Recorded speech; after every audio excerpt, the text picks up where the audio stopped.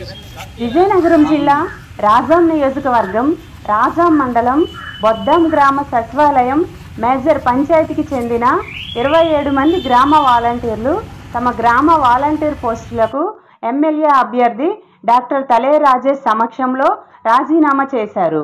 అనంతరం రాజం ఎంపీడీఓ శ్రీనివాసరావుకి వాలంటీర్లు రాజీనామా పత్రాలను అందించారు. చంద్రబాబు, పవన్ కళ్యాణ్ లాంటి వారు రాజకీయాలలో ఉండడం ప్రజలకు అత్యంత ప్రమాదకరమని రాజీనామా చేసిన గ్రామ వాలంటీర్లు అన్నారు.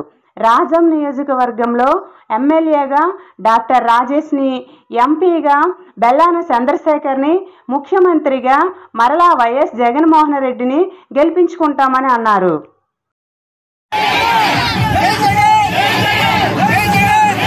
రాజకీయ